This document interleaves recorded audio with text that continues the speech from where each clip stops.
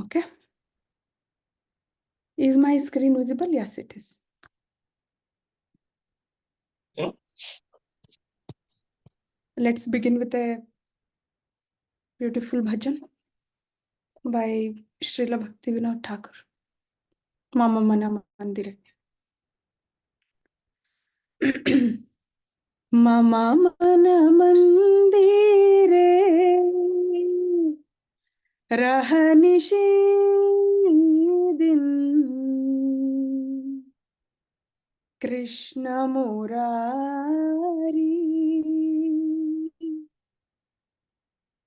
Shri Krishna Murari Mama Mana Mandire Rahanishi Din Krishna Murari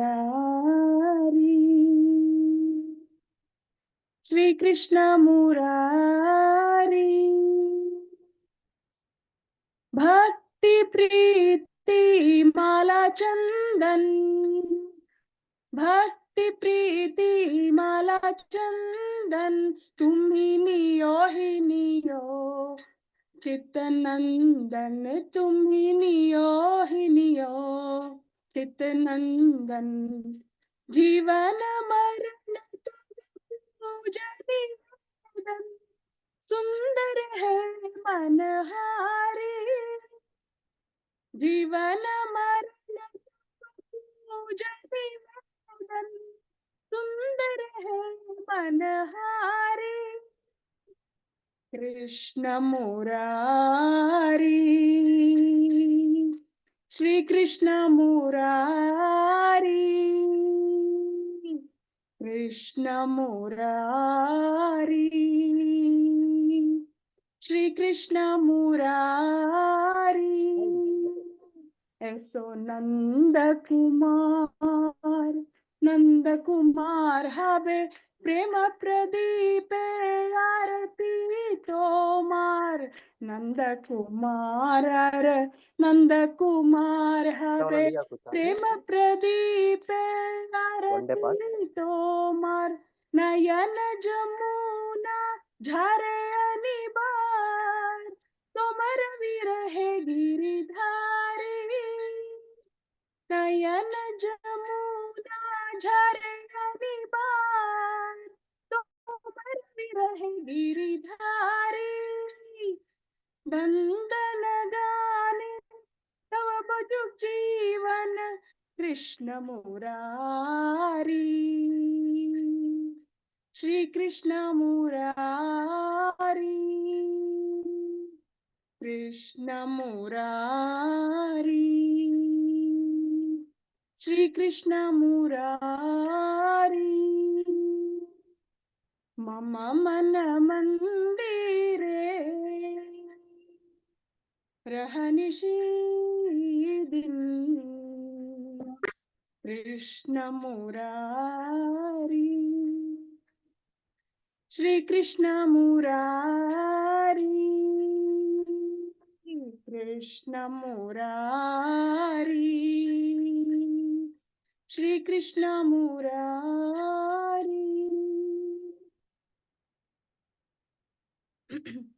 Translation. Anybody wants to read? Hare Krishna Mataji, I'll read. Yeah. Please abide in the temple of my heart both day and night, O Krishna Murari, O Sri Krishna Murari.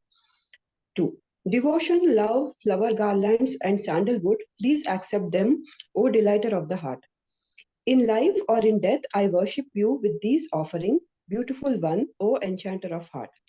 Come, son of Nanda, and then, O son of Nanda, I will offer your Aarti ceremony with the lamplight of my love.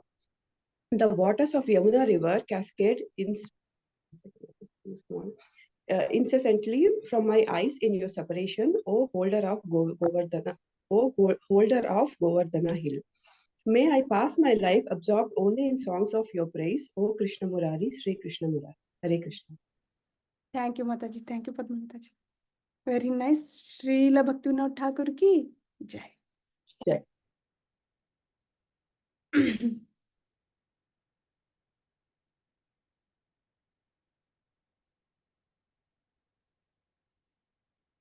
Let's do the Mangalacharan prayers and we can start the class.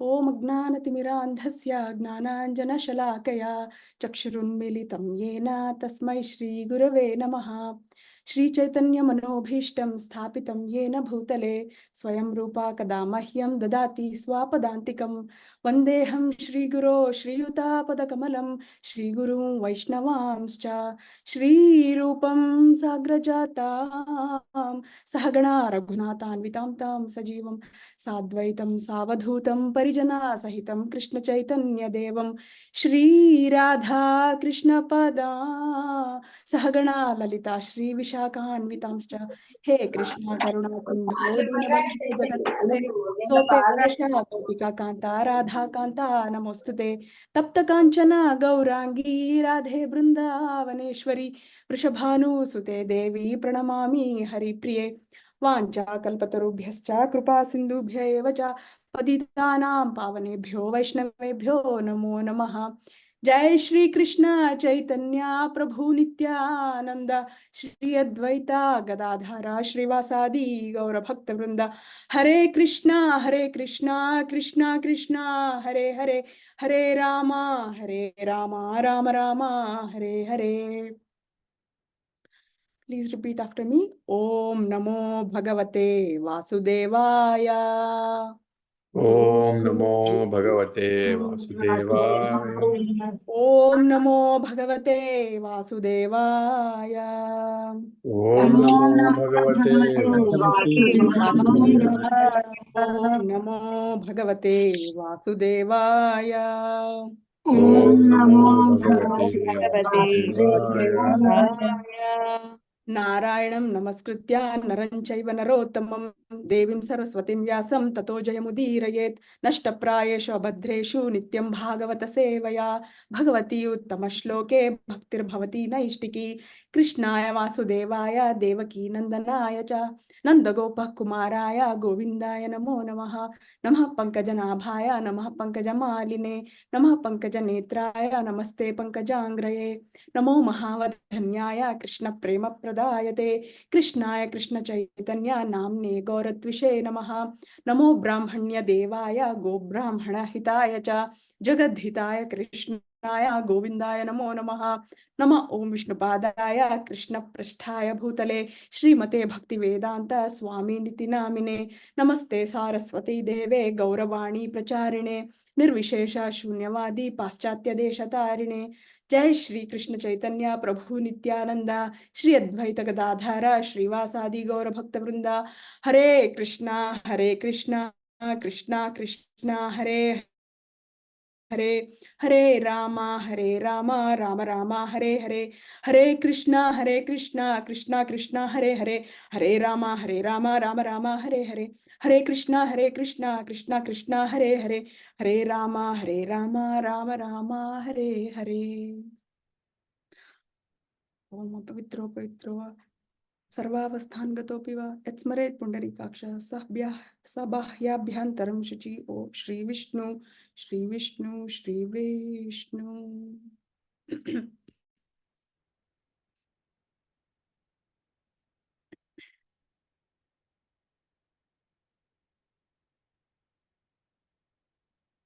Hare Krishna, Prabhujis and Matajis. Please accept my humble obeisances. Thank you so much for presenting this Zoom class.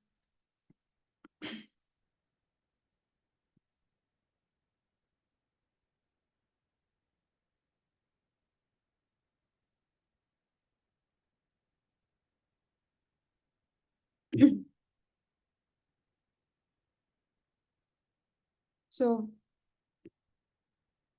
all glories to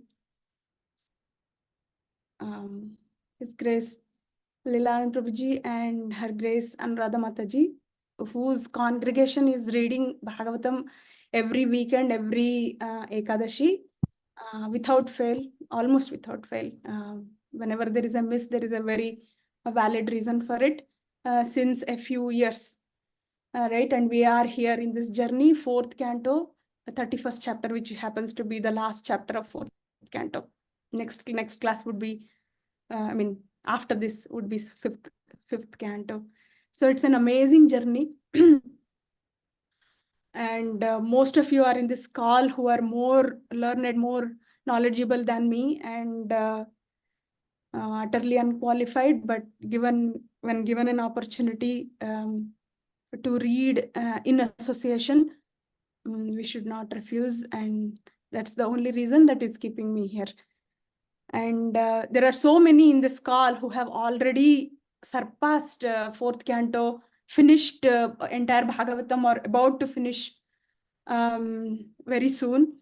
And there are Lilananda Prabhuji, Suma Mataji must have read Bhagavatam multiple times completely. So there is one question in my mind I want to ask. What happens? I don't know the feeling. I don't have any opinion. I'm just asking this question. If anybody wants to answer, please unmute yourselves and you can answer. What happens when one reads the Bhagavatam completely?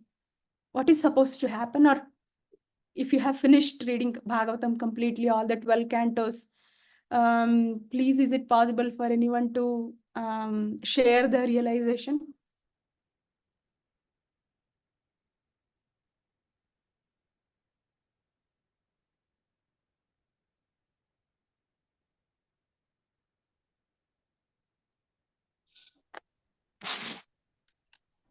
Hare Krishna. Hare Krishna. Hare నేను తెలుగులో అయితే చాలా బాగా చెప్పగలుగుతాను. చెప్పండి అత్తయ్య గారు. నేను ఇది మీరు చాంటింగ్ బ్యాగ్ ఇచ్చినప్పటి నుంచి ఇప్పటిదాకా వచ్చిన మార్పు చెప్పేస్తా. చెప్పండి. గ్రాడ్యువల్ గా నేను ABCD అని ఫాలో అవుతున్నాను, చూసావా ఇస్కాన్. అది కరెక్ట్ గా ఇంప్లిమెంటేషన్ బాగా చేయగలుగుతున్నాం. భాగవతం రీడింగ్ లో భాష్యాలు చాలా బాగుంటాయి. శ్రీల ప్రభుపాద్ పర్పస్ అన్ని ఎంత బాగా ఉంటాయంటే, ఒక సకల దేవత ప్రార్థనల నుంచి ఫోకస్డ్ గా కృష్ణుడి వైపు జర్నీ స్టార్ట్ అవుతుంది. ఇది ఎంత బాగా జరిగిందంటే, నాకు నా ఎక్స్పీరియన్స్ లో చాంటింగ్ 4 rounds నుంచి 16 roundsకి వెళ్ళాం. లాస్ట్ ఇయరే వెళ్ళాను నేను. కానీ అది రోజంతా చేయడమే, అంటే పనులు మధ్య మధ్యలో కూర్చోవడం చేయడం, కుదురలేకపోతే కూర్చోకపోవడం, అలాగా ఇంచుమించు ఒక్కోసారి మిడ్ నైట్ కంప్లీట్ చేసేదాన్ని.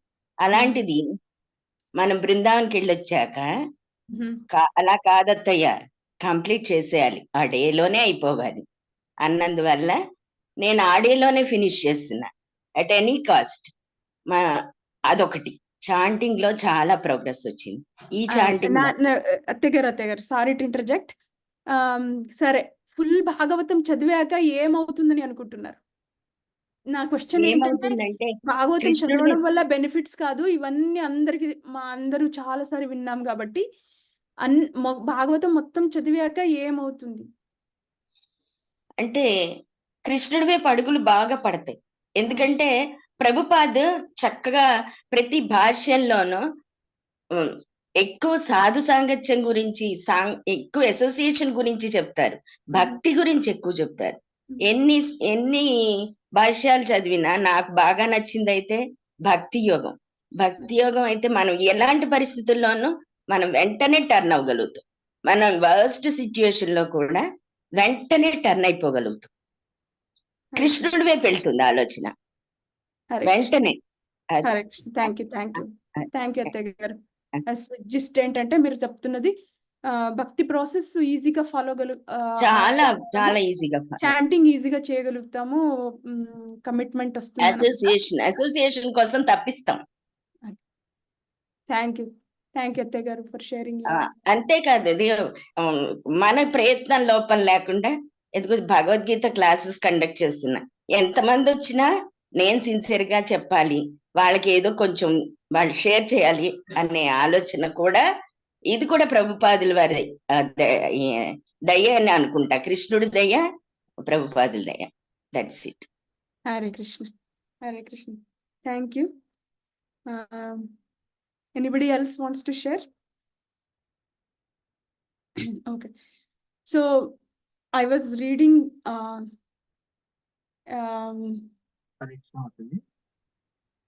Hare Krishna, Satyadev Prabhuji. Yeah, Hare Krishna Mataji. So, I mean, yeah, like we take a lot of, from Parikshit Maharaj actually. It's like when somebody reads or listens to Bhagavatam, it's more of like a art of dying. So he will not have any fear and he will go back to Godhead. And there is also, we have this example of Dhundukari. And I think we heard a lot of about Dhundukari, where when he heard the entire Bhagavatam and he has, being even though in a Pisachi body, he was able to liberate after listening to Bhagavatam. So there's so many So things. you are expecting to be liberated after. See, my question is very personal question. Not somebody has said in any purport what happens after reading Bhagavatam. My question is very personal. What are we thinking after reading entire Bhagavatam will happen? I wanted to know from people who have finished reading the entire Bhagavatam, what did they feel the difference? There should be like a before and after kind of a picture, right? Before reading complete Bhagavatam, after reading complete Bhagavatam. Anamata. Yeah. So that was intriguing to me as to. Hare Krishna. Yeah. Hare Krishna Mataji. Yes. Hare I Krishna. can try to Hare Krishna Mataji. I can try to answer. Not because I have read Bhagavatam, but because the question is so personal. Yes, Mataji. So what I felt, this is a personal thing I'm telling, what I felt after reading the entire Bhagavatam is I felt I've done something that has pleased God. I could feel a lot of satisfaction in my heart. ఒకలాంటి తృప్తి ఏదో భగవంతుడికి నచ్చిన పని చేసినట్టు అనిపించింది. అది ఎట్లా ఎక్స్ప్లెయిన్ చేయాలో నాకు తెలియదు నాకు. కానీ ఆ 12వ స్కందం అయిపోగానే suddenly I felt now I can die, now I can leave this body, now I'm done with what I'm supposed to do. This kind of feeling I did not get for anything else in my life.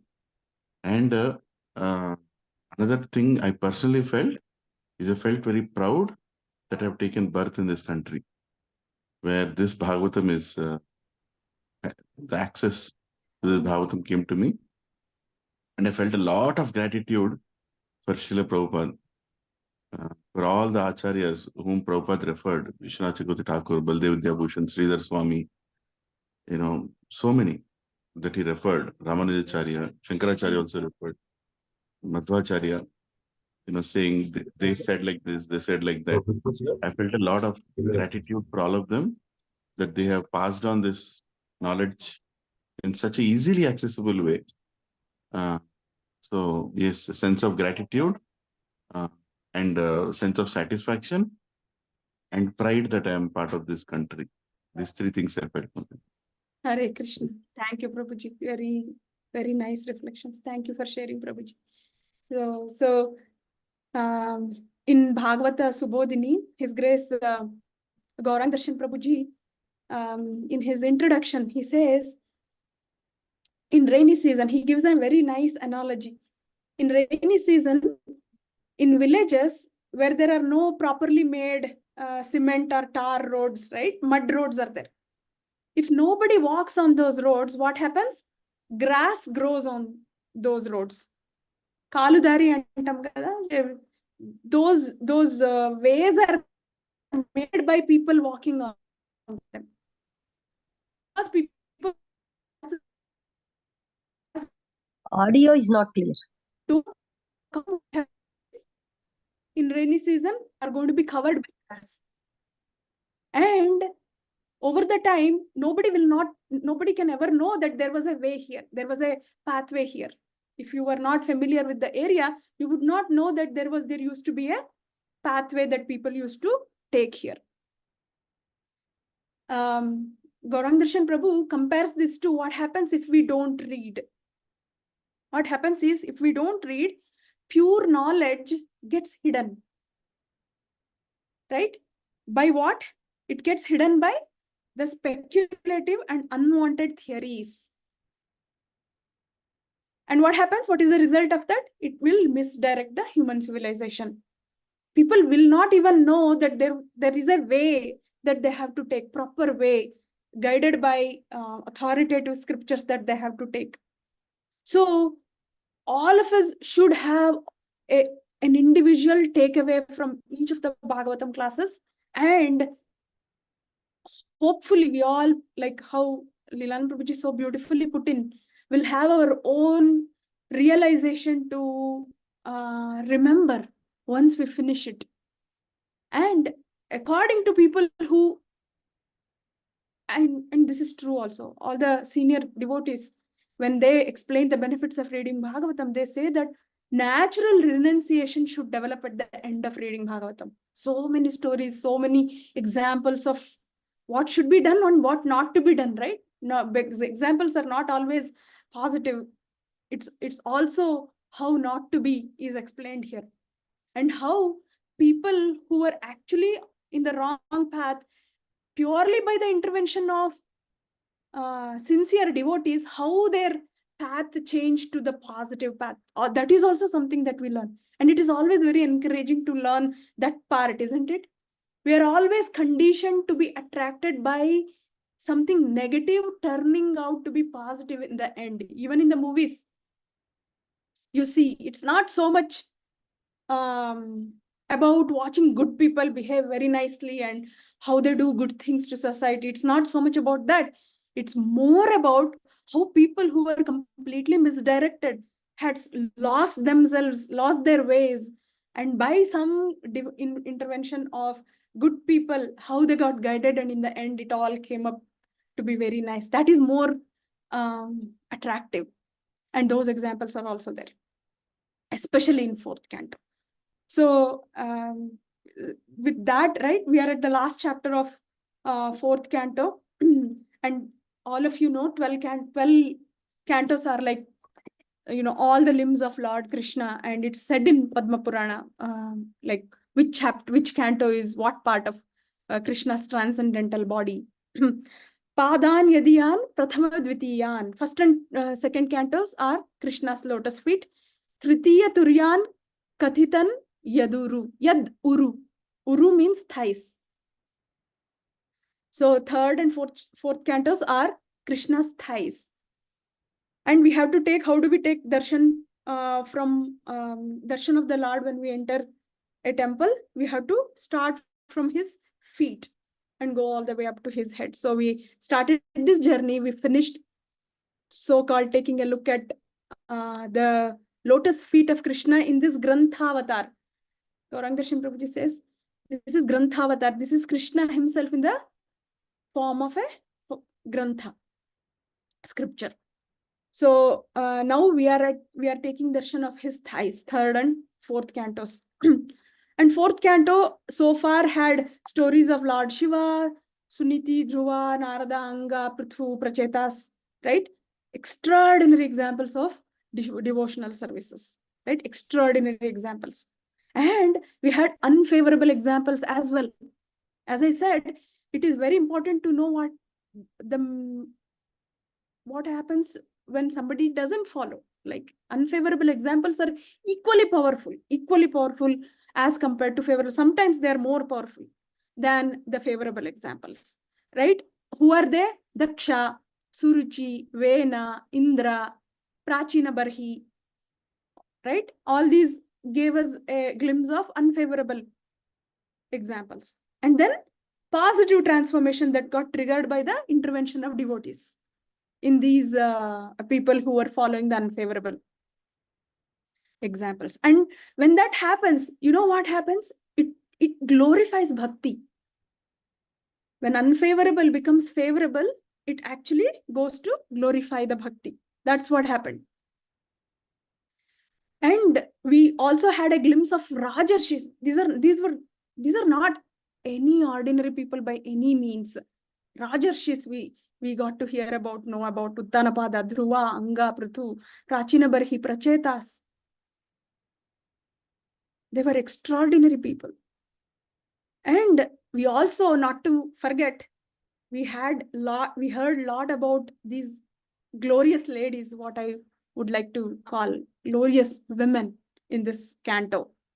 Anasuya, Sati, Suniti, Archi, Vaidarbhi. These were all faithful wives to their husbands and extremely committed to devotional service individually and in all their efforts taken up by their husbands. And we also had an amazing, this is very personally very attractive to me about fourth canto, the transmigration of conditioned soul to subtle body, how allegorically told in the story of Puranjana. I keep thinking the smartest directors and producers that we have in this country, like S.S. Rajmouli, Sukumar, these people should read this story and convert this into a very interesting story. It can even win an Oscar. I don't think anybody has thought about telling the story of transmigration and of souls, which is pretty dry topic, through an amazingly interesting story, so to say, of Puranjana and Puranjani. And wonderful lessons are hidden in all of these, right? Not only that, there are Gaurang Darshan Prabhuji highlights one single quality of many qualities that we have to remember in all of these devotees and characters. Pride and anger, Daksha, right? Daksha symbolizes pride and anger in the story. Shiva, Lord Shiva, on the other hand, is an epitome of tolerance. Sati, disobedience. Her husband asked not to go, right? But she disobediently went. Brahma, for responsibility, taking responsibility. Suruchi, for harsh speech. Suniti, on the other hand, for patience. Dhruva, for determination. All these devotees had many good virtues, but Gaurang Darshan Prabhuji is highlighting one that should stick in the memory for readers, just so that we can practically apply. This is not to win any quiz or be thought of as erudite people or well-read people, but by remembering this quality of these people, there is a higher chance that we can apply this when a practically viable situation comes where we have to apply this. Because at the end of the day, if we are not able to practically apply, that means transformation did not happen. And Lilananda Prabhuji says, everything that we are doing in the devotional service is so that some kind of transformation happens in the heart for better, right? In the interest of time, I'm not going to list all of the qualities in all of the like devotees that we came across in fourth canto, but I seriously urge people to read Bhagavata Subodhini by Gaurang Darshan Prabhuji, how he introduces the fourth chapter. It's very amazing. Fourth canto is all about, this is my takeaway. If we want to remember what is it that we learned from fourth canto at the end of it, because we are at the last chapter, I want to say is that there are glories of the Lord, there are glories of devotees and examples of devotees, and process of bhakti, and do's and don'ts, the cautions of what we should do, what we should not do in human life. Okay. With that, let me just go to vedabest.com and we'll start. So start with the first verse. Actually, this first verse alone, 746, this first verse alone can be talked about for a number of hours. So in the interest of time, I have heard a few, I mean, not that I did a lot of homework or anything, but I did read about, hear some of the lectures for fourth canto, and this seems to be probably one of the stepping stones and like a iconic verse of the chapter that also actually makes me realize that every chapter begins with a very powerful verse, which can be another takeaway. How we, like my dad used to say, well begun is half done, right? So the way every chapter begins, every canto begins, such a powerful way. And we can learn a few tips and tricks when we open our conversation with somebody or we are giving a session. The first 5 minutes is all we have to attract the audience and keep them captive, right? Sometimes in an unfamiliar audience. So this is an amazing verse, and let's read it. Maitreya Uvacha. By the way, the entire fourth canto is the conversation you all know. Actually, third and fourth canto are conversation between Maitreya and Vidura. So Maitreya is saying here, Maitreya Uvacha. Suma, if you're sharing your screen, we cannot see. I'm not sharing my screen.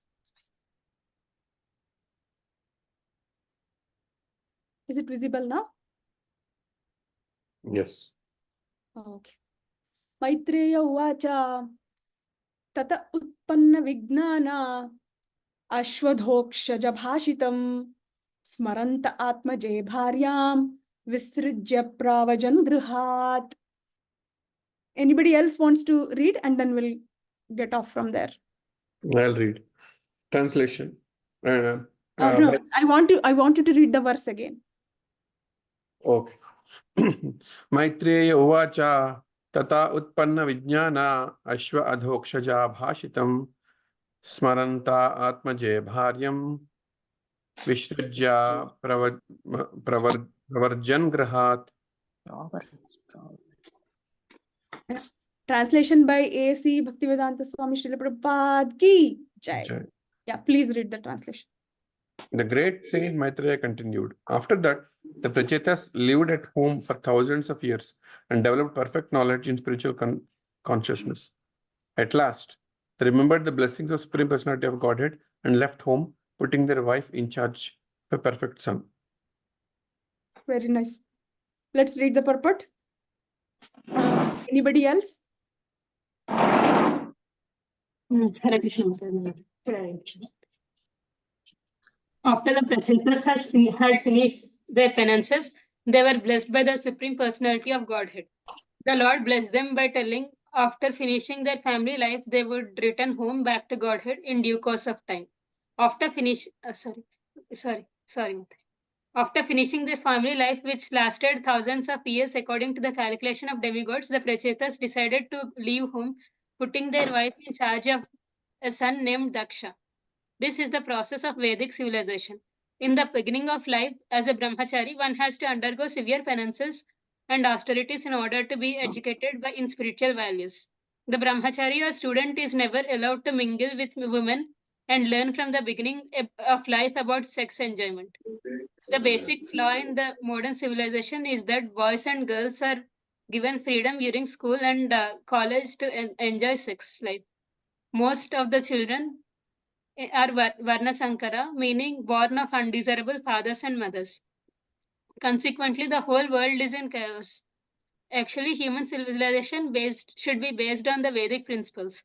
This means that in the beginning of life, boys and girls should undergo penances and austerities. When they are grown, they should get married, live for some time at home, and beget children. When the children are grown up, the man should leave home and search for Krishna consciousness. In this way, one can make one's life perfect by going home to the kingdom of God. Should I continue? Somebody else? Thank you, Vanilla Mataji, Hare Krishna. Somebody else wants to continue? Let's finish reading this and we'll talk about some of the points. The second paragraph, somebody else? Hare Krishna Mataji. Shall I read? Oh, okay. Hi. Prabhuji, read Prabhuji. Unless one practices penances and austerities in his student life, he cannot understand the existence of God. Without realizing Krishna, one cannot make his life perfect. The conclusion is that when the children are grown, the wife should be put in the children's charge. The husband may then leave home to develop Krishna consciousness. Everything depends on the development of mature knowledge. King Prachin Barhi, the father of Prachetas, left home before the arrival of his sons, who were engaged in austerity within the water. As soon as the time is right, or as soon as one has developed perfect Krishna consciousness, he should leave home, even though all his duties may not be fulfilled. Prachin Barhi was waiting for the arrival of his sons, but following the instructions of Narada, as soon as his intelligence was properly developed, he simply left instructions for his ministers to impart to his sons. Thus, without waiting for their arrival, he left home. Hare Krishna. Thank you, Subra Prabhuji. Anybody else? Last one? Want me to continue, Mataji? Sir. Yeah, if nobody else wants to read, then I'll read, Mataji. okay. Giving up a comfortable home life is absolutely necessary for human beings and is advised by Prahlad Maharaj. Hitvatma patam griham andhakupam. To finish the materialistic way of life, one should leave his so-called comfortable home life, which is simply a means for killing the soul, Atmapatam. The home is considered to be a dark well and covered by grass. And if one falls within this well, he simply dies without anyone's caring. One should therefore not be too much attached to family life, for it will spoil one's development of Krishna consciousness. Hare Krishna, Hare Krishna. Prabhupada packs a bomb in this purport. That's what I felt. I mean, he packs a bomb in every purport, but this is very, very bullseye, to the point. Doesn't mince his words as usual, and makes an amazing point on the choice of words. I can't help but always amazed by the perfect words that he chooses. There are a few intriguing things. Let's pay attention to that. After Prachetas had finished their penances, they were blessed by the Supreme Personality of Godhead.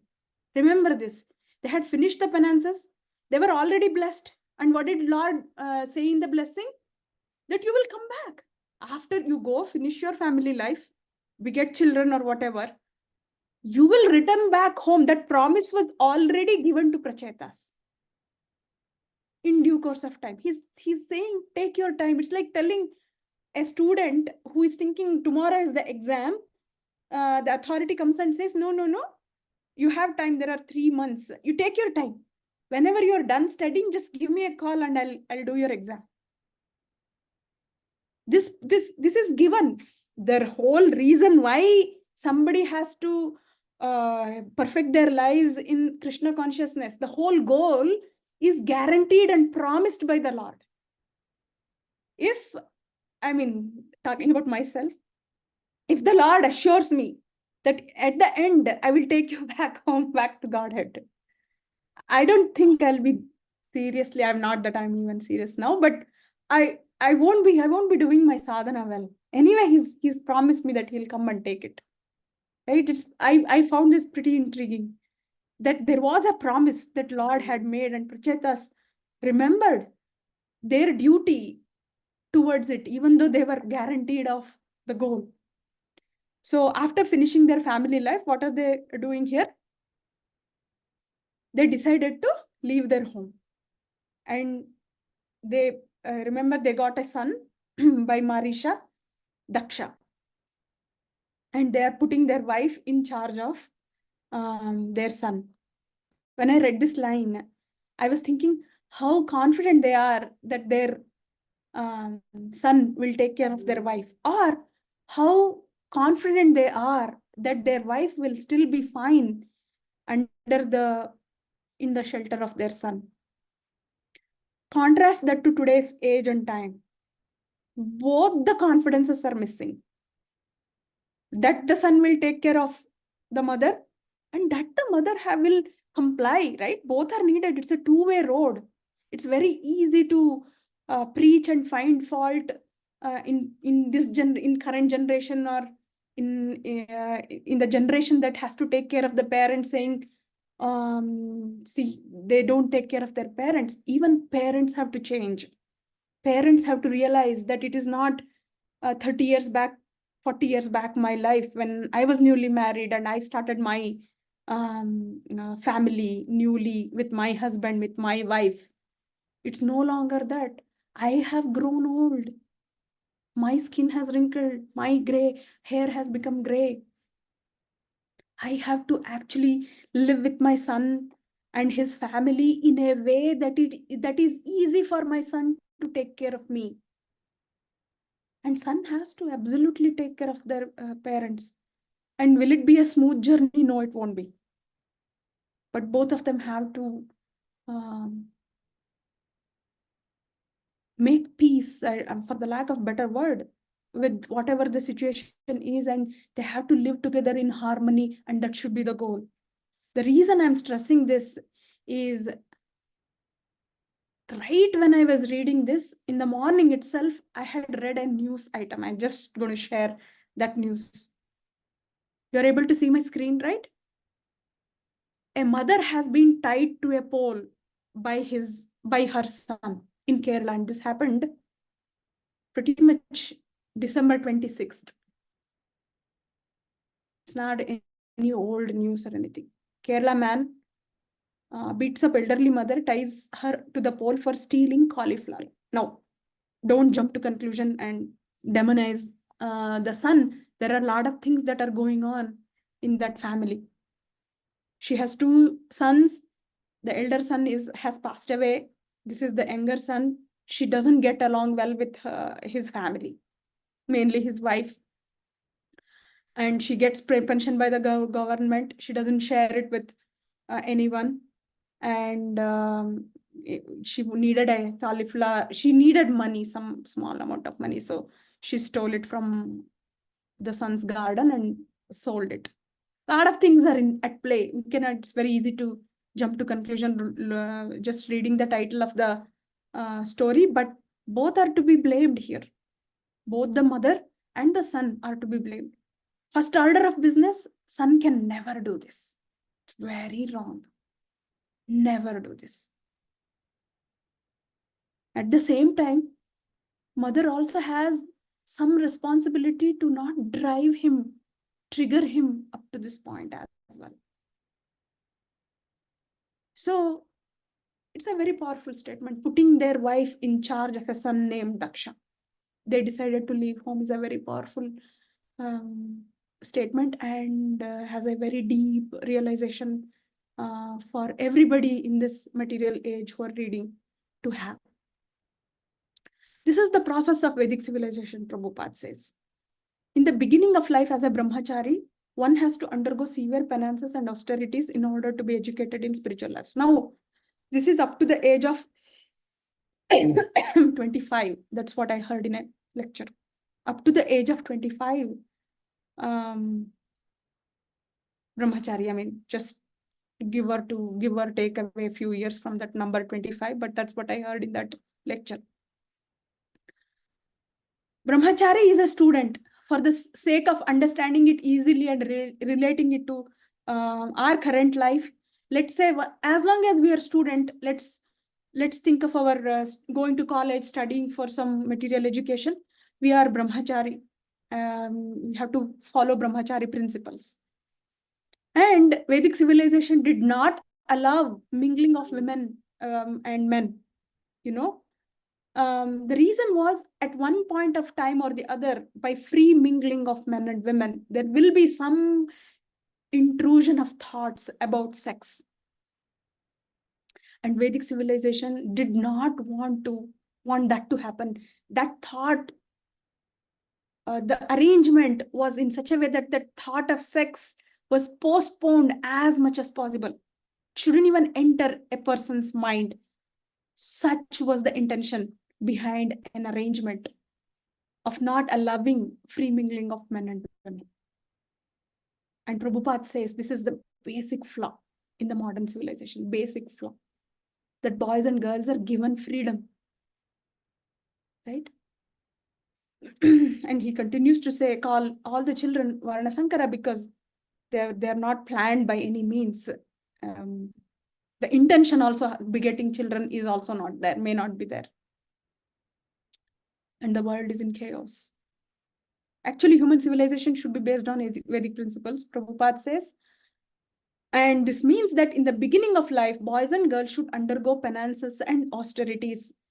Penances and austerities do not mean, you have to stand on your single leg in Himalayas or anything like that for us. In Kali Yuga, Prabhupada says austerity, only austerity.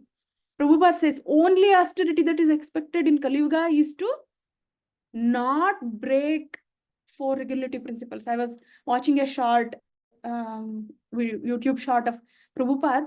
The way he said it is, he didn't say the only austerity is to follow four regulative principles. He said the only austerity is to not break 4 regulative principles. That's the genius of Prabhupada. Prabhupada knows who he is talking to. He's talking to materialistic people. So he stresses on not breaking 4 regulative principles. That's the only austerity that we have to follow, right? And he says the man should leave home and search for Krishna consciousness when the children are grown up. And many times in Bhagavatam, this thing comes, right? Leave your home, and that becomes like that has all the potential to become a very controversial discussion. But that's the verdict of Shastras. Take it, leave it, believe it, don't believe it, doesn't matter. That's the verdict of Shastras. One must leave home. Life starts with renunciation and should end with renunciation too. Right? Searching for Krishna consciousness has happened even in family life. Prabhupada doesn't necessarily mean that until then don't even worry about Krishna consciousness. Only after leaving the home, when the children are grown up, start searching for Krishna consciousness. He doesn't mean that.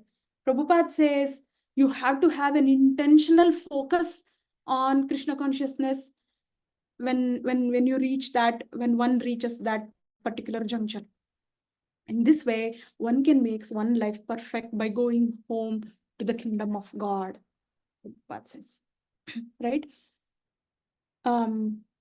This is not possible. Leaving the house is not possible if austerities and penances are not experienced in their student life. It's very hard to perfect life without leaving the home. And leaving the home is very hard to do and difficult to do if one has not had the experience of following penances and austerities in student life. Should we all be very disheartened and discouraged by this because student life is gone for most of us? No, we should not be disheartened. No Shastras is aimed at making somebody depressed and disheartened and discouraged from following or doing anything in devotional life. Every Shastra is written just so people are jazzed up, bumped up, encouraged, reinforced, reconfirmed to follow the devotional service at whatever juncture we are. Those are all lost opportunities, all right, but there are so many opportunities lie ahead of us and we can still make most of it because we have the human life. So it's very important. And we have many, actually, I read a few transcripts of few lectures where Prabhupada even says one should not die even within their own home. One should die on footpath, he says, among strangers. This is again, many believe after having seen many devotees pass away amidst the devotees. We all have harbored and nurtured this desire one day to leave body amongst, in the middle of all the devotees, right? And what is this? Prabhupada says, if we die in our home setup, right? There are many walls with family pictures. One day, one person showed the pictures of his home and his family to Prabhupada, it seems. What do you think Prabhupada would have said? Nothing that I had imagined, actually. I mean, Prabhupada always surprises me, but he said, looking at these pictures, you will be reminded of your sex life. 。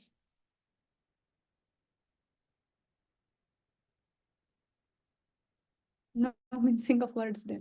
No sugar coating. Right? We chose very beautiful pictures, very cute pictures. We selected the best pictures that we had and hung them on the wall, and those very pictures will become our shackles at some point. Right? That's what Prabhupada said. So that's the meaning of him saying, you should die on the footpath. If we have the consciousness and if we are surrounded by Krishna's pictures in a room, there is no reason to sort of take off the tangent and fly off to some extreme end by any of these statements. It's very important to know the context and deeper meaning of these acharyas. There is a story. I want to know how many of you really have heard of it. Many of you might have. Sridhar Swami's story of the baby lizard. Lilananda Prabhuji has told this in multiple occasions. Just I want a show of hands for the lack of time. How many of you remember this story? The baby lizard story of Sridhar Swami.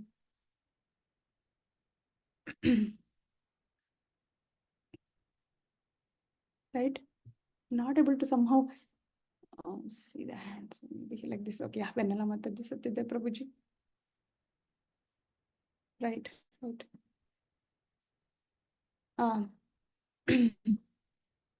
Let me just stop sharing for a while.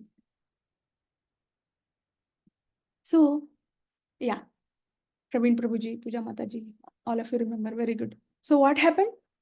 Sridhar Swami's wife had died, leaving a newborn. And Sridhar Swami was saying, Sridhar Swami was thinking, now I'm bound for life because she left a newborn and I have the responsibility as a father to take care of this baby. I have to take care. And just then he saw just then born baby lizard. The baby lizard came out of the eggshell. Small little baby lizard struggled to go to the edge of the parapet or whatever, put the long tongue out and caught an insect. It was literally born just then. Then Sridhar Swami was reminded, who is the real protector and who is the real doer here? Krishna. That we think I have to do it. Ahankara vimudhatma kartaham iti manyate.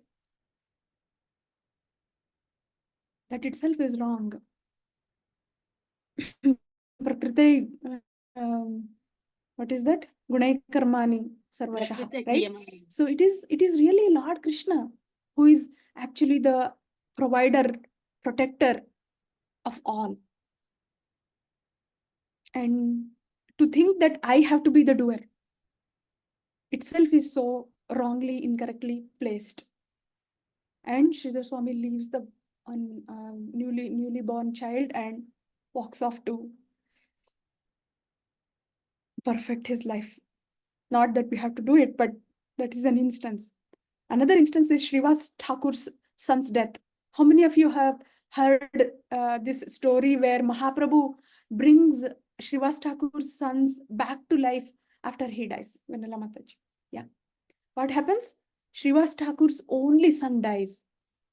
And everybody's lamenting, crying, and Chaitanya Mahaprabhu is Lord Krishna himself, and he brings back the soul into the body.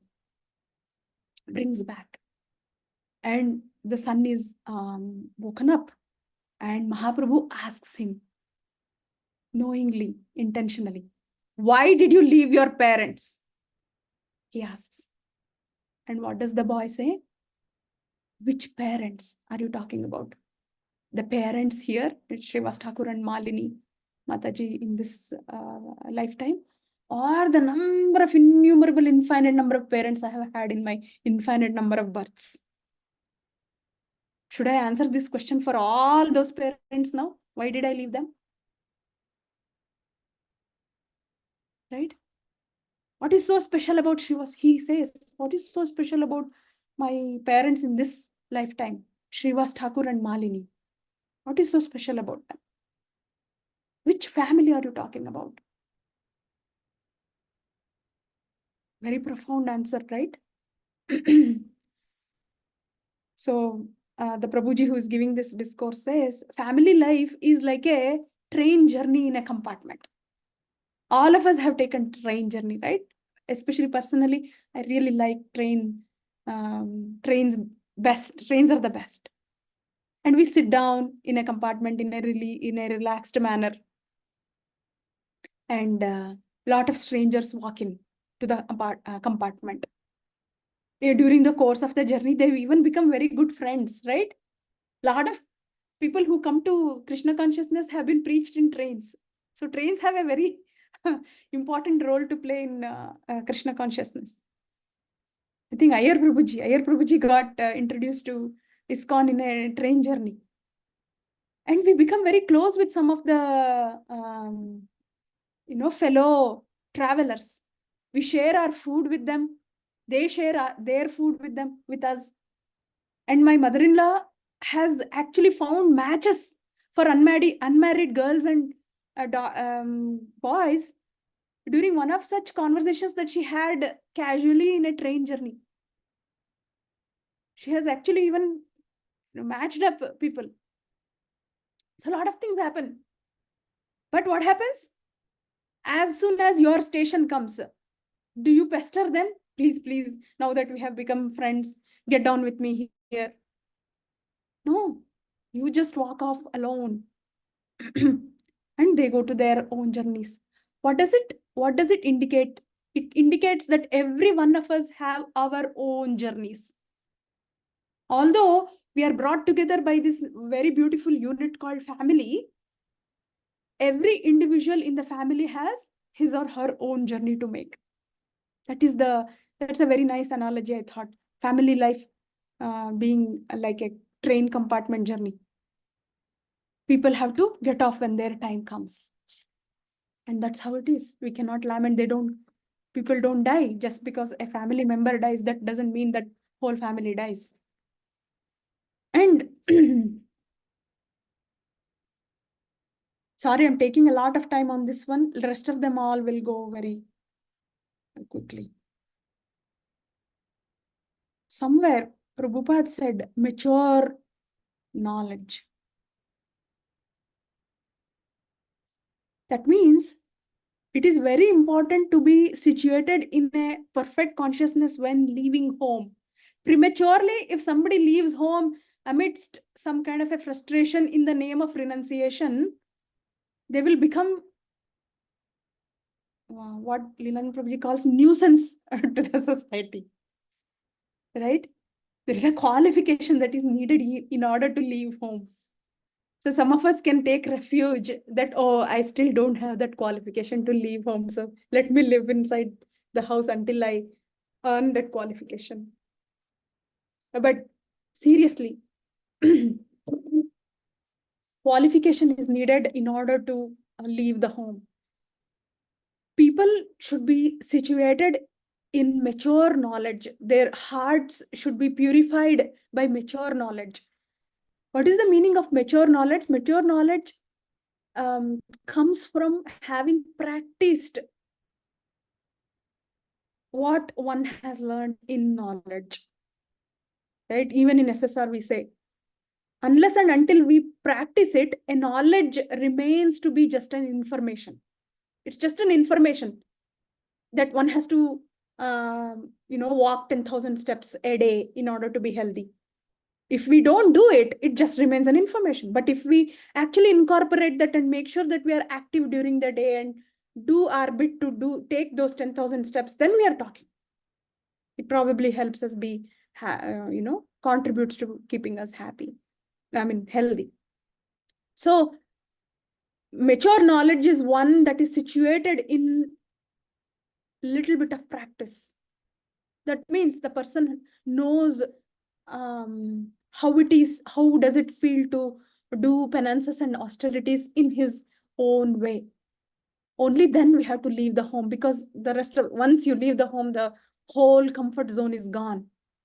Without mature knowledge, one cannot quit home. And it's very dangerous to quit home as well. On the other hand, Prachina Barhi didn't even wait for 10 prachetas to come back home before leaving. And Prabhupada calls it, people have these, he has kind of, he says it in his own words, saying that self-created duties, he calls it. Prabhupada calls it self-created duties. We have so many of these self-created duties that we use them to bind us, not take that plunge of leaving the home, he says. And Prachina Barhi didn't even wait. He should have thought, no, let my 10 sons come. Then I'll give them all the instructions how to run the kingdom, how to take care of the family. Then I'll go home, then I'll know. Right? Before even going for some short function, I want to make sure that children know what they have to do when I'm gone, what they shouldn't do when I'm gone. Just 2 hours, I'm coming back, hopefully. Even then. And Prachina Barhi doesn't even wait. He sort of, that's okay. They will be properly situated and Krishna will take care of their whole thing. He leaves his instructions with people over there, ministers over there. And he leaves. He just leaves. And Dasharath Maharaj, I didn't know this actually. I believe the thought of the coronation, throning of Lord Rama came to Dasharath Maharaja's mind when he was looking at the mirror and he spotted a gray hair behind his ear. He spotted a gray hair behind his ear. What do we do when we spot a gray hair? Oh, I have to color it. It reminds us of the frequency of coloring. Oh, it's been a long time since I colored. I should color. What did Dasharath Maharaj think when he saw a gray hair behind his ear? He decided to coronate Rama. Right? Leaving home is mentioned so many times, as I said, in Bhagavatam, and the real nail on the coffin kind of a thing Prabhupada packs in this particular short verse. Hitvatma patam griham andhakupam, he says. Andhakupam means a dark well covered by grass. You don't know that there is a kupam there. There is a well there. You don't know. You put a step on the grass and you fall inside. If one falls, patam means falling. One falls within this well, he simply dies without anyone's caring. One should therefore not be too much attached to family life, for it will spoil one's development of Krishna consciousness. That's how he ends, Prabhupada ends this purport.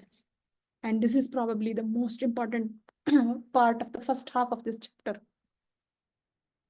Next 7 verses are just about how Prachetas are asking Narada Muni that they meet about how to become perfect in Krishna consciousness. Not that they don't know, but whenever you meet a senior devotee, you should hear from them, isn't it? And Narada being such a senior devotee, right? And there is a very nice word that describes Narada, and I want to spend some time on that word also. But we'll follow the next 7 verses. We'll go very fast. In the interest of time, I wanted to read all the Sanskrit verses, but let's go with the translations. They are equally powerful by Prabhupada. Anybody wants to read the translation of 2nd verse? Hare Krishna Mataji. Shall I try, Mataji? Yes. Translation. The Prachetas went to the Seshhor in the west, where the great liberated sage Jajali was residing. After perfecting the spiritual knowledge by which one becomes equal towards all living entities, the Prachetas becomes perfect in Krishna consciousness. Hare Krishna Mataji. Thank you, Prabhuji. In the purport, I just want to, so we are just progressing here. Prachetas went to the seashore and they have come to this ashramam of a sage called Jajali. and they are there now. Here, very nice word Brahma Satra is used, and Prabhupada actually wants our focus there. Brahma Satra means cultivation of spiritual knowledge. Actually, both the Vedas and severe austerity are known as Brahma. Another meaning of Brahma is Vedas and severe austerity. Brahma also means absolute truth. One has to cultivate knowledge of the absolute truth by pursuing studies in the Vedas and undergoing severe austerities and penances. Prachetas properly executed this function and consequently became equal to all other living entities. So in all of this purport, I just want the last paragraph to be remembered. A learned person sees everyone equally on a spiritual basis, and a learned person, a devotee, wants to see everyone developed in Krishna consciousness. The place where the Prachetas were residing was perfect for executing spiritual activities, for it is indicated that the great sage Jajali attained mukti there. One desiring perfection or liberation should associate with a person who is already liberated. This is called sadhu sangha, associated with a perfect devotee. He could have just, Prabhupada could have just said, okay, they came to the place of sage Jajali in their journey and left it there. But he draws our attention that they have a goal. They want to perfect their life in Krishna consciousness. When such a goal is there, you have to go to a place where it is conducive to attaining the goal. Not to a place where it is not conducive to attaining the place. If we are all serious about devotional service and want to actually perfect our life or do better sadhana in our life, then we have to choose to go to places where it is conducive for us to do it. Right? So in every simple purport, Prabhupada packs an instruction that is so easily can be taken away in this material world. So they came there. Okay. The third verse. Prabhuji Mataji, somebody read the translation, please.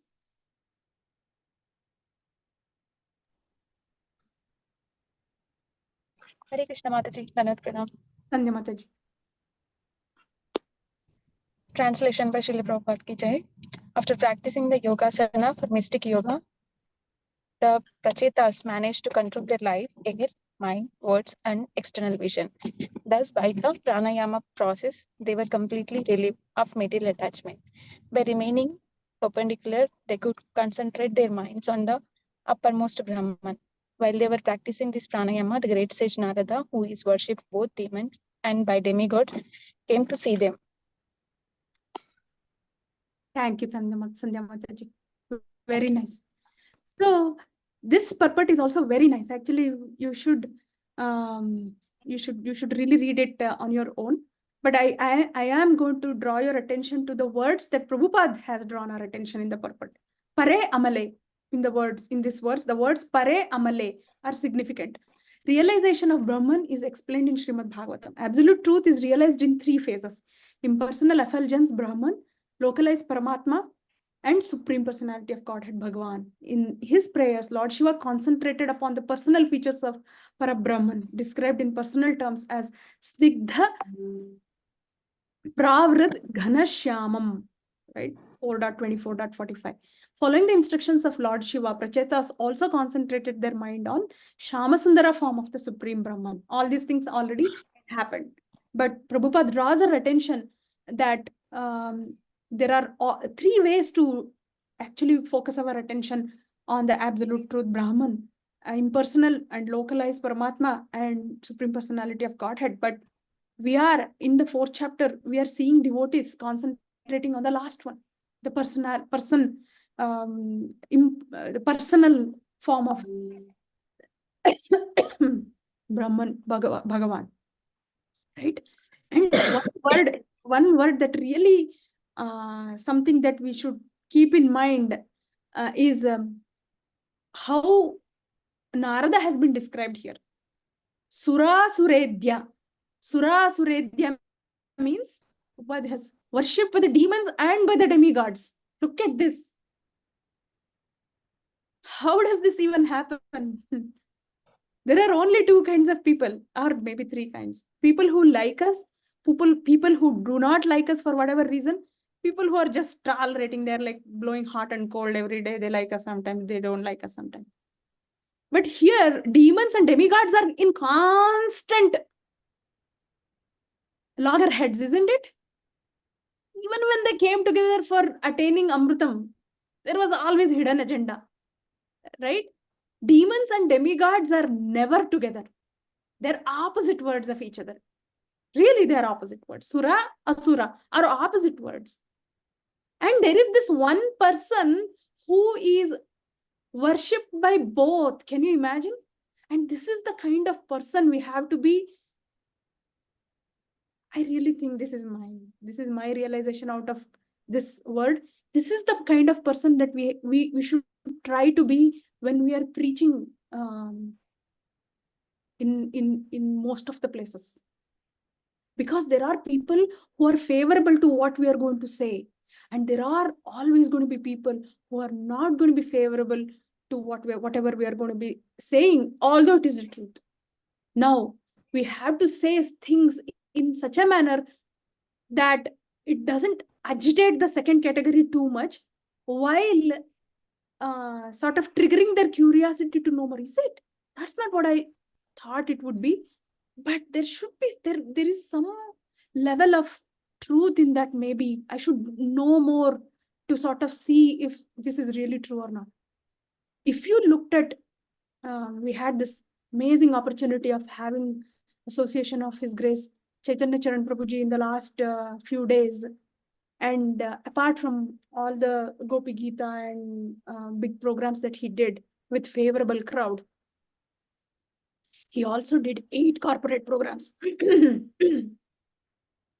And corporate is the last place where you would expect people to be filled with favorable people. And the kind of message that Prabhuji gave, I think, I don't know, I felt he has Prabhupada's hand on his head. Nobody could disagree with him, while he never compromised on any of the principles and truths that he has assimilated, understood, and internalized. He's gone past the phase of understanding. Prabhuji is in a whole new level when it comes to all of the principles that he so well understands and internalizes. But he chose the words very wisely, very intelligently. I have a feeling if we measure His Grace Chaitanya Charan Prabhuji's IQ, it will be probably more than Albert Einstein's IQ, which is the highest. And a lot of people in our ISKCON movement, if we measure their IQs, they are highly intelligent people. It is very important to be thinking of ourselves as in a position to not agitate and to please in some ways both the sections of the people. And Narada Mahamuni has a natural position like that. Sura Suredya. Both worship him, and two people who always fight with each other and always after each other's lives. When this person walks in, Narad Muni walks in, both of them are very happy to see him. They offer obeisances. Door of Prabhupada writes in such a nice word that door of every house is open. I mean, how I wish we could say that, right? Door of every house being open. Although there is a perpetual animosity between demons and demigods, Narad Muni is welcome everywhere. Narada is considered one of the demigods. Of course, the word Devarshi means the saintly person among the demigods. But not even the demons envy Narada Muni. The demons have envy in their DNA. Every cell in their body is filled with envy. Such people are not able to envy this person. Therefore, he is equally worshipped both by demons and demigods. Perfect Vaishnava's position should be just like Narada Muni's, completely independent and unbiased. Hari Bol. Hari Bol to Srila Prabhupada's words. Every adjective should be by-hearted here. Okay. The fourth one. So it's a small one. Let me just, did anybody unmute? Please go ahead.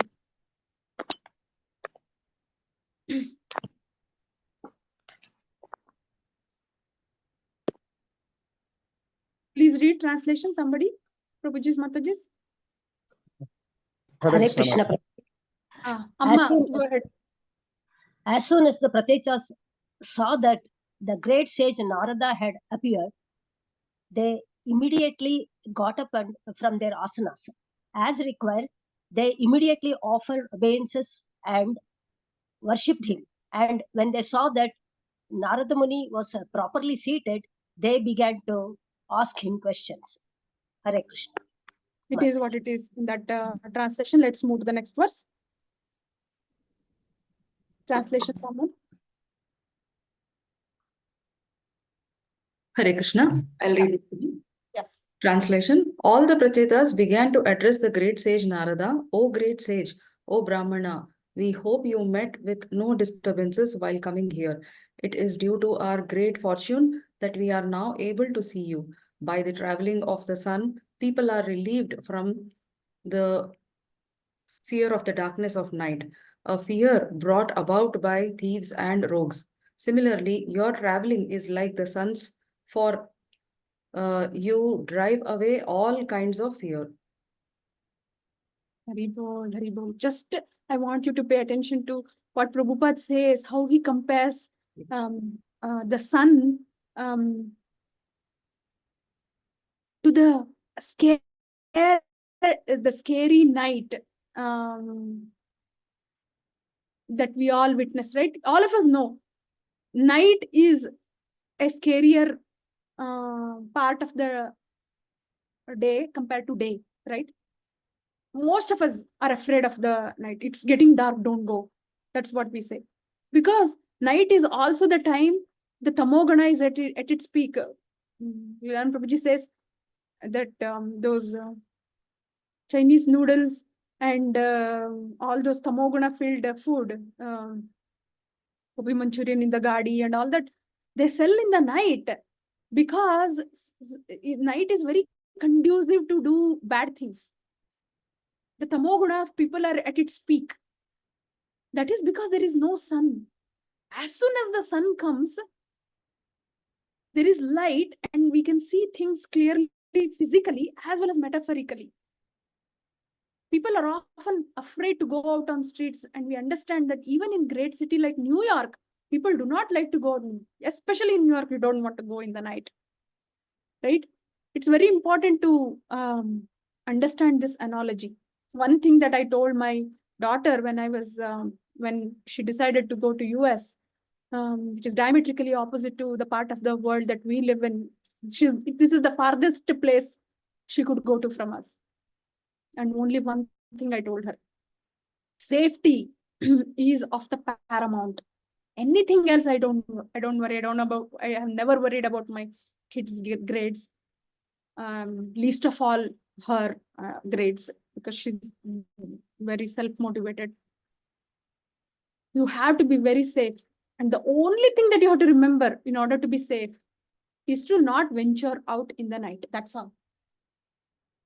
I also said, be aware of your surrounding. Don't immerse yourself into the cell phone and all that, but they are all corollary, sub instructions. The main instruction is do not go out in the night, and that will save you from 99.9% of the dangers. So just as the sun disperses darkness, and darkness is a metaphor here. Darkness is for the eyes and for the mind as well. Appearance of a great sage like Narada disperses ignorance. When one meets Narada or his representative, a spiritual master, one is freed from all anxiety brought about by the ignorance. He cements it. Prabhupada cements the whole notion of seeking a guru, having a spiritual master by this one single sentence. We need them because we want to be free from anxiety. And anxiety of what? Anxiety was brought about by what? By ignorance. We need gurus to drive away that darkness of anxiety. Shilpa Mataji, how much longer can I go? Mataji, maybe till 9, another 15 minutes. Should be. Okay. I'll try to finish. Otherwise, I won't be able to finish 15. Yeah, no problem. We'll carry. Yeah. Sixth translation, Prabhuji Mataji. Okay, Mataji, I'll read. Hare Krishna. Yeah. O Master, may we inform you that because of our being overly attached to family affairs, we almost forgot the instructions we received from Lord Shiva and Lord Vishnu. Hare Krishna. See, Prachetas did not really, thank you, Prabhuji. Prachetas did not really forget, did they? It's not like somebody came and told them, hey, remember what Vishnu said? Remember what Shiva said? What, you're simply having family life for tens of thousands of years. You're not yet leaving the house. Nobody said that. But they're thinking, we got late. We should have come early. That's the reason it's making them say this. Due to overly attached to family affairs, we almost forgot. We didn't really forget, but we almost did. They're saying. So family life is both a place where one can nurture the true mindset for devotional service, as well as it's a very nice arrangement to be shackled all our lives. Prabhupada says concession for sense enjoyment, he says. He says family life is a kind of concession for sense enjoyment. It's a discount, like it's under the garb, under the umbrella of family life, we can actually do sense enjoyment. One should know that sense enjoyment is not required, but one has to accept sense enjoyment as much as one has to live. Kamasya nendriya pritihi. One has to become a Goswami and control his senses. So this is something that we have heard multiple times. Yukta Vairagya. So we have to sort of use as much sense gratification or use our senses as much as it requires to sort of maintain the life and maintain the body and soul together. Srila Rupa Goswami recommends anasaktasya vishayan yatarham upayunjataha. One should not be attached to sense objects, but should accept sense enjoyment as much as required and no more. If one wishes to enjoy the senses more than required, he then becomes attached to family life, which means bondage. All the Prachetas admitted their fault in remaining in household life, although there was no fault. But Prabhupada used the word fault. This is again my speculation. I sort of try to think, although sometimes I cannot think. Why Prabhupada used a particular word in a particular context, and I'm thinking Prabhupada is openly saying it is their fault in remaining the household life, although they were asked to remain there. But they remained there for long enough now. So, seventh one. Dear Master, let me read this translation. Dear Master, kindly enlighten us in a transcendental knowledge which may act as a torchlight by which we may cross the dark nations of material existence. It is what it is, kind of a translation. So they're saying to Narada, please enlighten us. Okay. And then Narada begins to talk here. And that is told by Maitreya to Vidura here. The great sage Maitreya continued, my dear Vidura, being thus petitioned by the Prachetas, supreme devotee Narada, who is always absorbed in the thoughts of the supreme personality of Godhead, began to reply. Let's see what he replies. So the next set of verses all the way up to 15 is all about talking about devotional service is the goal of all spiritual practices. That's what he's saying. This is the 9th verse, and a few days back, I think it was Dasrat Prabhuji who had asked a question in the Gachibowli Satsang group. What are the verses that actually says you should not indulge in materialism? I don't exactly remember the wordings, but he said, what are the verses that actually say don't engage in materialism? You have to follow devotional path, and that's the purpose of human life. And Anu Mataji helped him with a lot of verses. This is also one of the verses. what should you do can also be answered by saying what you should not do, right? When we fall sick, don't eat deep fried stuff. That sort of has a hidden message. Eat sattvic, right? Don't eat too much spicy food. Has a hidden message. Eat, sober, like sattvic food. So this is that kind of a verse which actually tells what should we do. Tan janma tani karmani tadayus tan manovacha nranam enahi vishwatma sevyate haririshwaraha. The great sage Narada said, when a living entity is born to engage in the devotional service of Supreme Personality of Godhead, who is the Supreme Controller, his birth, all his fruitive activities, his lifespan, his mind, and his words are all factually perfect. He covered everything in one verse and in one line. He says, living entity is born to engage. The whole purpose of taking a birth is to engage in devotional service. And when he does that, his birth, his fruitive activities, his lifespan, his mind, his words are all factually perfect. Right? It's very important to remember this.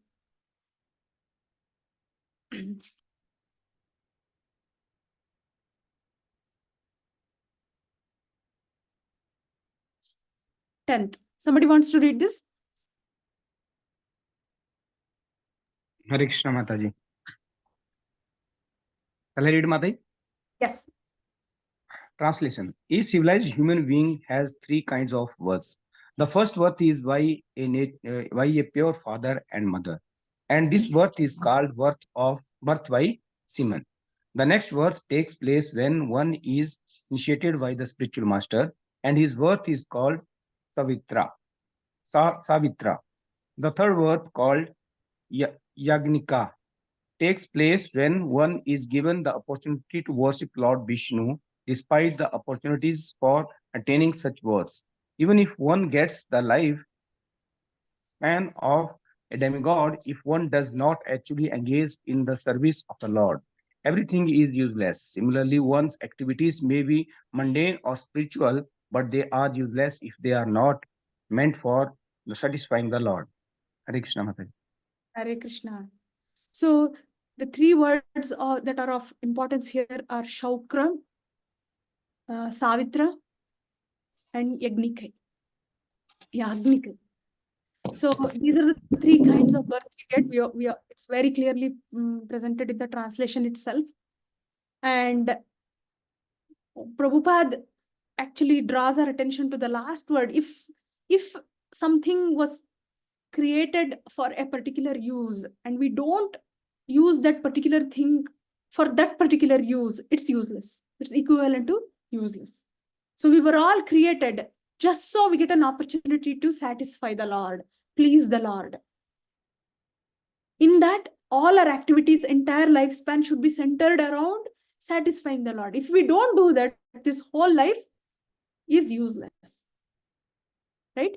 See how the conversation is going. The previous word actually talked about a living entity is born to, right, worship, please, the Supreme Personality of Godhead. And next thing is, there are three kinds of births that we take, a double clicking on the birth part. And if we don't use the birth gotten, however, any of the three ways, we don't use it to satisfy the Lord, it's going to be a waste. Actually, this is a very big purport, and very nicely this whole birth is elaborated. 11th. Somebody? Hare Krishna Mataji. Hare Krishna Mataji, Swapna Mataji. Without devotional service, what is the meaning of severe austerities? The process of hearing, the power of speech, the power of mental speculation, elevated intelligence, strength, and the power of senses. There's a question mark at the end of the translation. Right? So it's like, what now? what are the things that we are going to get in this birth? Now that we have taken birth as a living entity, we have several things that are bestowed upon us as capabilities. We can hear, we have the power of speech, we have the power of mental speculation, we have intelligence, and some of us have elevated intelligence as well. Some of us are strong as well, and we have very powerful senses as well. What is the meaning of severe austerities? I mean, we have the capability of doing severe austerities as well. We can do all of these things, but what is the meaning without devotional service? This is one verse where there are a lot of positive capabilities that are listed, and they are completely sidelined by a negation. When we speak like this, the ability to probably make a point very strong and emphasize is more, and that's what this verse is doing. Without devotional service, what is the meaning of having all these things? Yeah, 12th.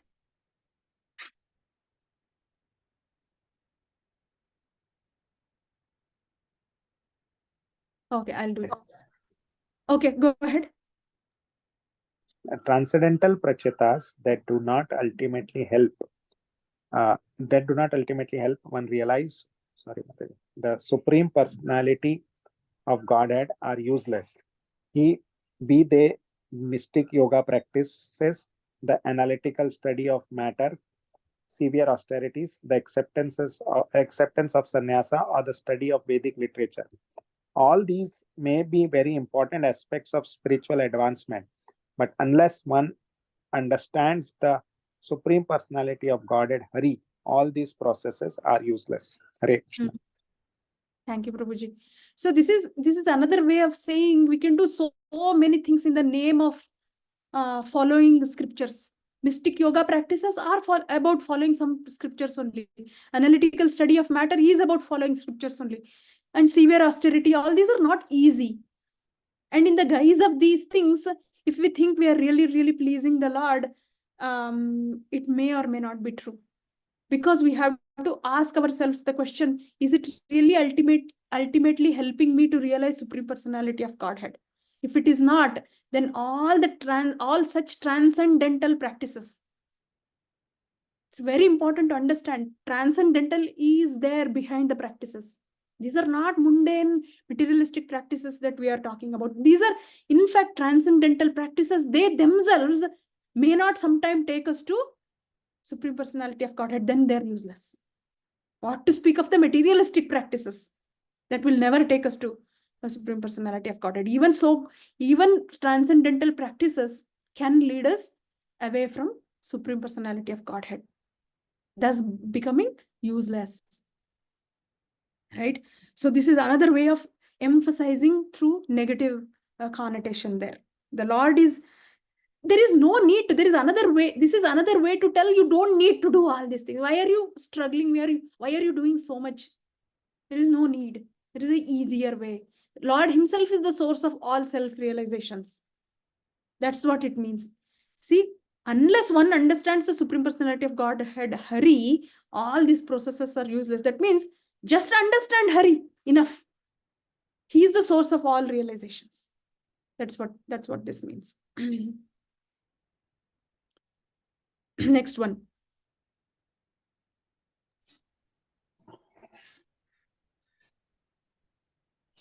I will read. Yeah.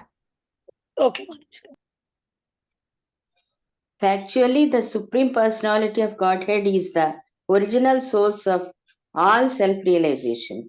Consequently, the goal of all auspicious activities, karma, jnana, yoga, and bhakti is the Supreme Personality of Godhead. Hare Krishna. Here, there is a word called api, which means actually certainly. But when Prabhupada translated, he used the word factually, because he doesn't want us to think, or the reader, he doesn't want reader to think that he's simply speculating this from the verse. He's saying this is the fact. The fact remains. Fact is something that does not change whether somebody likes it or not likes it, somebody believes it or not believes it. Fact remains the fact. So he's saying factually, Supreme Personality of Godhead is the original source of all self-realization. Consequently, goal of all auspicious activities, karma, gnana, yoga, bhakti, is Supreme Personality of Godhead. All the positive things that we have listed in the last 2 verses, anyway, it is to realize God, realize Supreme Personality of Godhead. And Supreme Personality of Godhead is factually the source of all self-realization. That's the factor that's being told. And the 14th? Hare Krishna Mataji. Go ahead, Mataji. As pouring water on the root of a tree energizes the trunk, branches, twigs, and everything else, and as supplying food to the stomach enlivens the senses and the limbs of the body, simply worshipping the Supreme Personality of Godhead through devotional service automatically satisfies the demigods, who are parts of that Supreme Personality. Hare Krishna. Hare Krishna. So we all, in SSR, we all talk about how devotional service is like watering the root of the tree, and that's all the tree needs. Every leaf, every branch, every twig does not need to be watered. For that, in our SSR that we did online in 2020, one Mataji unmuted and said, actually, I really like watering the branches and twigs, she said. I really like. I don't think there is any wrong with it. And she's a very intelligent Mataji, by the way. I mean, don't think that she didn't understand the metaphor behind watering the root of a tree. She actually meant that I got it. I got it, that taking shelter of Lord Krishna is like watering the root of a plant, and taking shelter of all these demigods and various other ways of doing transcendence, the transcendental activities that we listed in the previous verse. All of them may not really lead, or may lead, because they're transcendental processes. She's saying, I like doing them. I like doing them. Why are you asking me to only chant Hare Krishna Mahamantra? I like to chant some other mantras also, which I like. Fine, we said, yeah, fine, go ahead. Water something at least. Otherwise, tree will die, right?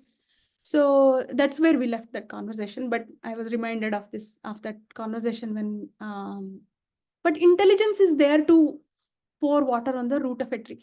And sometimes, more than this analogy, there is another stronger analogy that will actually drive the point home, which is to feed the stomach. We have to feed the stomach, and all the energy will get distributed to all parts of the body. Just because I want my hand to be strong, I don't need to cut open my hand and stuff food material there, right? Everybody agrees that there is one place that the food should go to, and that is the stomach, belly.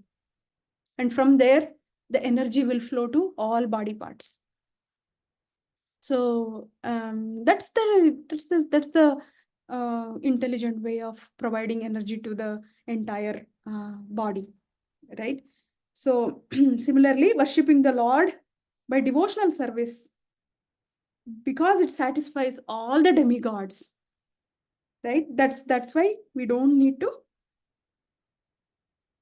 branch water every leaf. Sarvarhanam means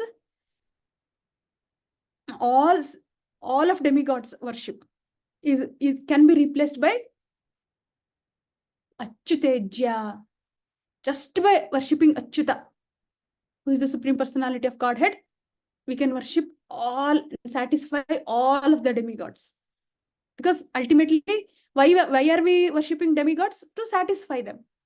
By satisfying the Supreme Personality of Godhead, not just one, all the demigods will be satisfied. So there is a very easy way to do so much in one shot. And let's come to the last verse of today's class, 15th. Who wants to read the translation?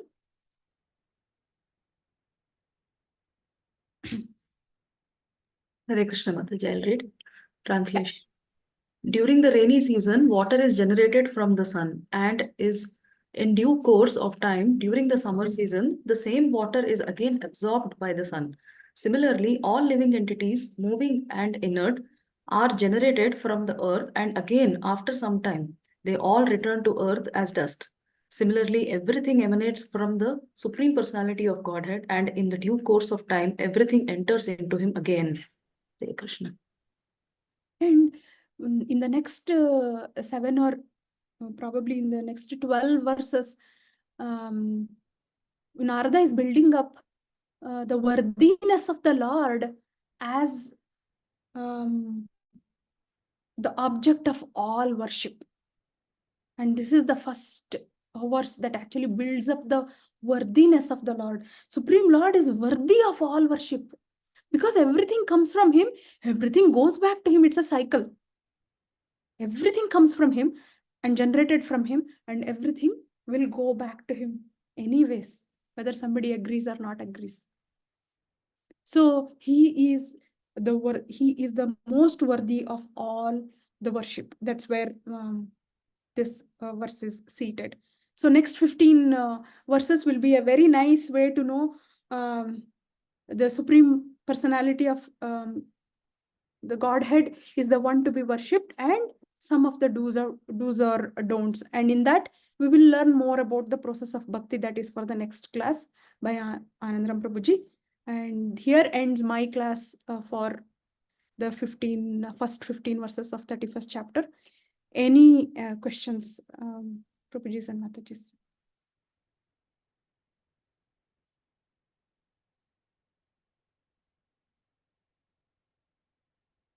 Thank you, Shilpa Mataji, for assigning the verses and giving this opportunity.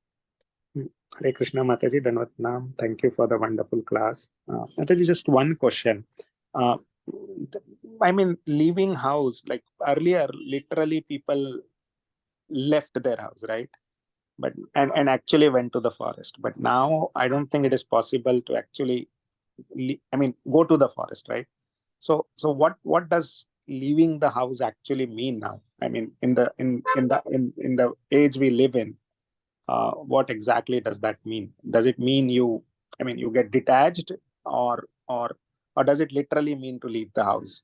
I mean, it's a little, because see, you might say we can go to the dham, but so many people going to the dham and leaving there, it will lead to something which is not very pleasant, right? So what does that mean now? What would be your take on that? Yes, Prabhuji, it doesn't really mean. First of all, leaving the house applies to only Prabhujis. Okay? Yeah, okay. And does that mean that women are to be within the shackles of the home? No. Women are to be inside of the home, not necessarily shackled by it. So I'm just answering it 360 degrees, although you asked probably the questions for Prabhujis, because that's what you meant by really, really leaving the physical home. Physical home, even if people who are so attached, even after going home, they're calling their family members and instructing them what to do, what not to do in their businesses, or admit your children in this college, do not send them to that university, or there is this fixed deposit that's going to mature, please make sure that you go to the bank. Or they don't need to leave home. Even in the dham, they're shackled by their homes. So you are right. For this age and time, the connotation of leaving the home is not necessarily stepping out of the door and really, really leaving. It's more to be detached. It's more to do with detachment. Even the example of Prabhupada, a family life, a family portrait, bringing, what does it make you think about? If over the time we are detached, that should just not bring about any memories for us. It's a very nice photo. That's it. There ends the matter. And there are family members that are there in that picture, but there is no memory attached to it. So does that you become very dry and you don't care? Maybe yes, but not in a rude manner. dry in the sense that you let them do what they want to do. You don't have any say. You don't have any investment in the family members' doings and activities. You don't need to invest your emotions and your feelings and your ego there. Let them do whatever they want to do, and you are fine with it. If they ask you for a guidance, you will provide them. Otherwise, you will just let them figure their things out on their own. That's the detachment. Otherwise, what is the tendency today? We see them do anything that we think they should not be doing. We jump in, interfere, and give them the advice, don't we? When the time comes, even when they see, when you see them do things that you have an opinion on and you want to tell them, you feel like telling, but you generally resign to the fact that, you know what, let them take their own paths and figure their things out. That's a detachment. Then inside the house also, you're quitting the home slowly. Nobody is noticing, or maybe they're noticing, but nobody's seeing you leave the home. And that's the connotation today, Prabhuji. It has a very nice stages also. There is a retirement age for a reason, right? Otherwise, does it mean to say people above 58 are useless? You try telling that to any 59-year-old, 60-year-old, they will argue and fight with you with more energy than a teenagers. Nobody wants to hear that. And that ego of not accepting the age increases with age. That's the paradox. As you grow older, you are Sasemira, you are refusing to accept your age. More in acceptance with our age. No, I'm just fine. Yeah, gray hair is there. So what? Okay. That's quitting home within the home. That's how I understood it, Prabhuji. If Lilananda Prabhuji is there, probably will give a nicer answer.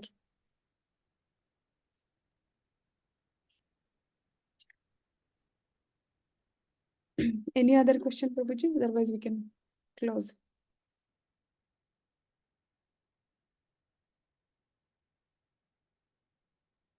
Okay, Prabhuji.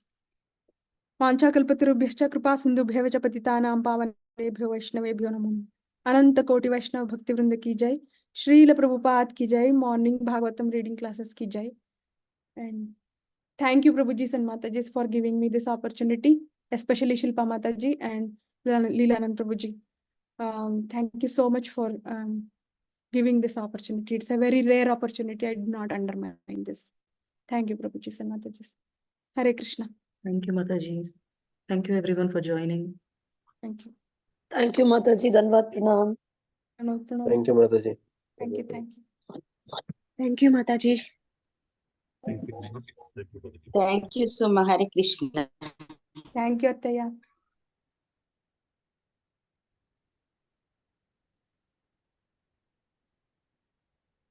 Mataji, in this session, you gave us a spark.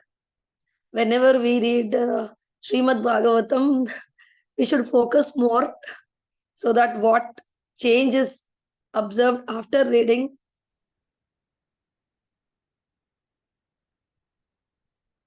you'll be able to narrate in your next class.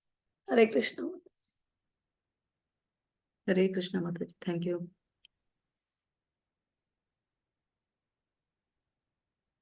I'm ending the session here. We'll see tomorrow. We'll meet tomorrow.